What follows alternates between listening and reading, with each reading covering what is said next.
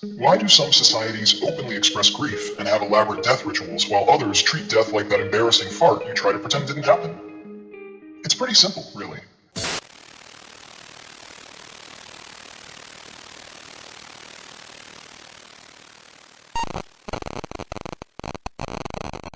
Yes, we're talking about death today.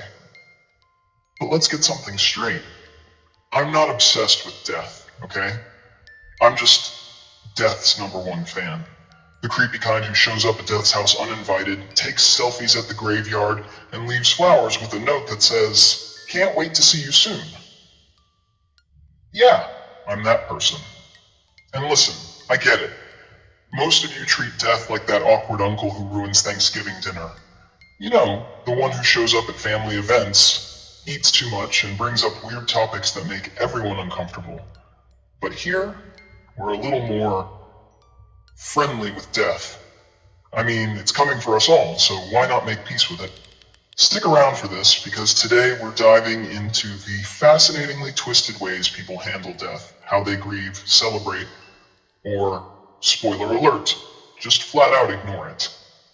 Hey, what's up? It's Medusix, your go-to online buddy for controversy, drama, and probably a bit of unsettling truth. Here's the deal. I talk, you listen. And if you don't hit that like button in the next video, it might just expose your deepest secret. Just saying. Oh, and if you like and subscribe, apparently you unlock secret knowledge that only the elite have access to. You don't want to miss that. Trust me.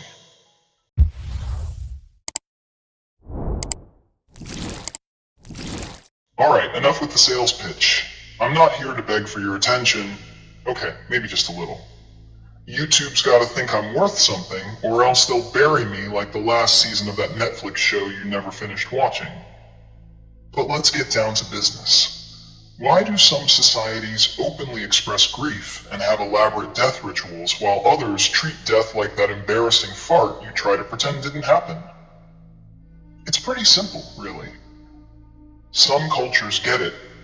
Death is a natural, unavoidable part of life.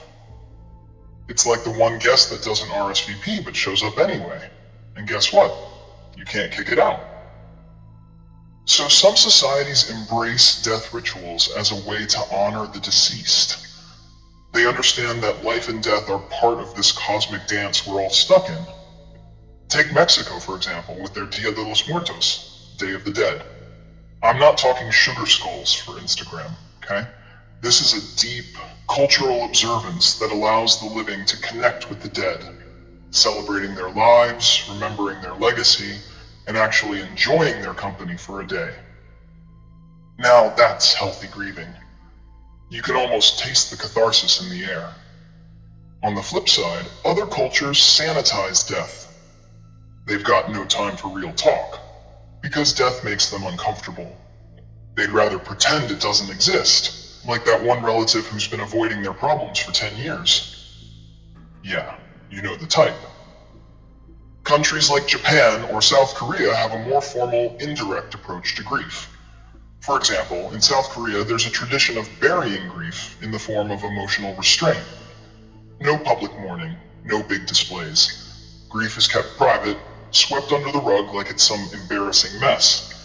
And hey, it's not all bad. Society stays orderly and avoids showing vulnerability. But that's the thing. Avoidance doesn't make you stronger. It just makes you a ticking emotional bomb waiting to explode. Now let's talk about why this happens. Because this isn't just some random cultural thing. There's fear behind it. Fear of mortality. People are terrified of dying. They don't want to think about the inevitable end, so they shove it down, act like it's not a thing, and try to keep everything neat and tidy. But guess what? Repressing death doesn't erase it, it just makes it scarier. Take a look at the United States, where the death industry thrives on people's desire to sanitize death. Have you ever wondered why they're so obsessed with making corpses look like they're just sleeping? They literally make death look like a spa day. It's all about denial, baby. Don't look too closely, or you might just see what's really coming. When people avoid discussing death, it prevents them from learning healthy coping mechanisms, and it keeps them trapped in fear, constantly wondering what's next. Here's the kicker. Death is not a taboo. It's a universal reality. Repressing it doesn't make you tough. It makes you terrified. We've been taught to fear death, to make it squeaky clean and off limits, like a dark, dusty corner in our minds that we mustn't explore. But in doing that, we're forgetting the most important thing. Talking about it openly actually helps us cope better. You can't outrun it, you can't hide from it, but you can accept it. When we normalize death, guess what happens? Less fear, less denial, less emotional constipation. It's almost like healing. Like, we could start facing our real problems, our own mortality, how we grieve, how we support others through their loss. Healing, right? It's a wild concept. But let's get personal for a sec. Death has always fascinated me. But since I don't buy into all the religious mumbo-jumbo, I get to sit here and wonder, what really happens after we die? The religious folks have it easy, right? Heaven or hell, boom, easy peasy. You go up or you burn forever. No questions asked. But me, I'm just sitting here like, do I vanish into nothingness? Does my soul just go to the void? Or is there some angry God up there who's like, you don't believe in me, so off to hell with you, pal? That's a lot of pressure. But honestly, if there really is a heaven, I kind of want to go there. I know. It sounds weird coming from someone with my dark, twisted humor, but hear me out. Why is it that only the angelic types go to heaven?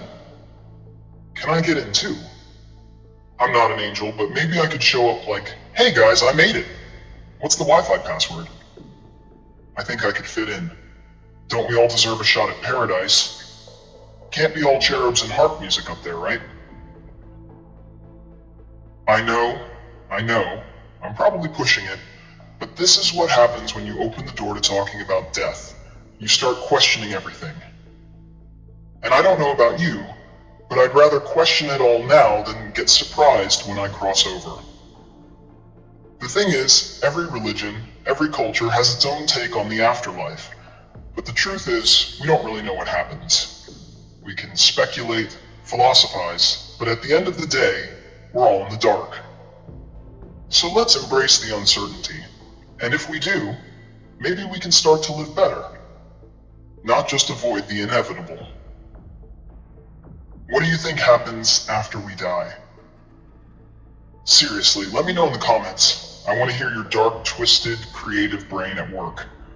Do you want to go to heaven with me? Or are you more of a I'm going to rule hell type? Either way, you're a legend for being unique and thinking outside the box. Let's see who can come up with the most ridiculous, yet strangely plausible afterlife scenario. Who knows? Maybe I'll feature the most creative ones in my next video.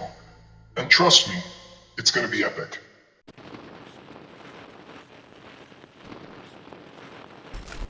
So yeah, that's all I've got for today.